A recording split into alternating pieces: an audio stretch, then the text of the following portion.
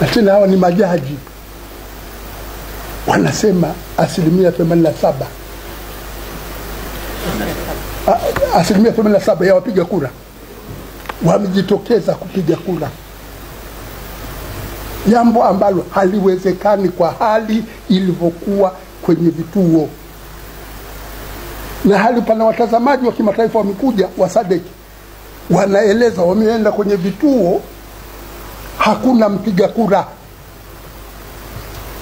Wameenda kwenye vituo kuna polisi wengi kuliko wapiga kura. Halafu tume ya majaji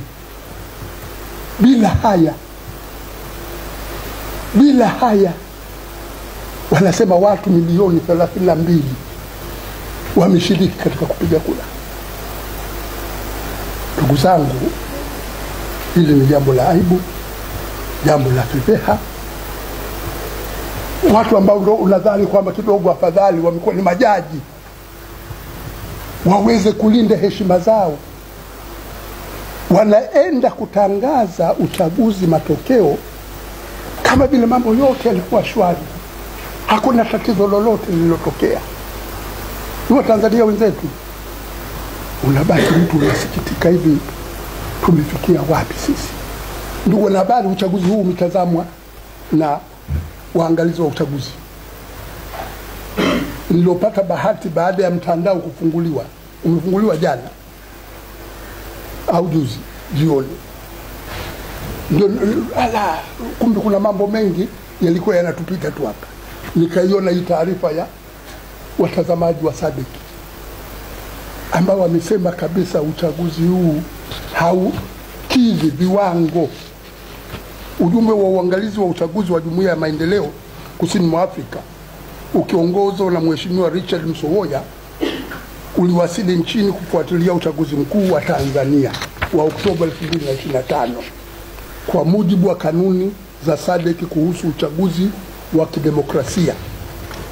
Katika taarifa yake ya awali imeeleza kuwa ingawa baadhi ya taratibu za kisheria zilifuatwa, mazingira ya uchaguzi hayakuwa huru, hayakuwa ya haki wala kuaminika kikamilifu kutokana na kukandamizwa kwa vyama vya upinzani, ukosefu wa uhuru wa vyombo vya habari, matumizi ya nguvu ya dola na dosari katika uendeshaji na uwazi wa matokeo.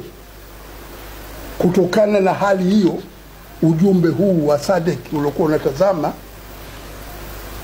umehitimisha kuwa uchaguzi wa 2025 haukidhi viwango vya SADC vya uchaguzi huru, wa haki na wa kuaminika, na umetaka hatua za haraka kurejesha imani ya wananchi na mustakabali wa demokrasia nchini. Taarifa hii ya SADC pia imekosoa katiba ya Tanzania inayozuia matokeo ya uchaguzi wa rais kuhojiwa mahakamani, kuzuia mgombea binafsi asiyekuwa mwanachama wa chama kilichosajiliwa na rais ambaye ni mgombea wa chama tawala kuwa ndiye mteuzi wa wajumbe wa tume ya uchaguzi. Ndugu wanahabari, kwa hitimisho tunasema kwamba baada ya kushauriana na viongozi wenzangu wa kamati ya uongozi ya Baraza Kuu, CUF inatamka wazi kuwa uchaguzi mkuu wa 2025 haukuwa huru, haukuwa wa haki wala wa kuaminika. Ni ubakwaji mwingine wa demokrasia. Matokeo yaliyotangazwa hayana uhalali wa kidemokrasia. Chama kinaitaka jamii ya kimataifa, mashirika ya kikanda, ya ndani ya nchi na wananchi wenyewe kwa ujumla kuchinikiza kwanza kuundwa serikali ya mpito, caretaker government. CCM itatufikisha pabaya, imetufikisha pabaya, haiaminiki kabisa.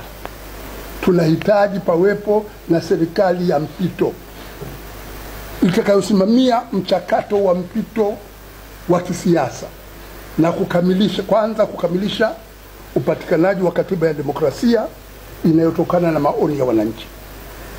Kuunda tume ya uchaguzi iliyo huru kweli na isiyodhibitiwa na chama tawala iandae uchaguzi huru na wa haki.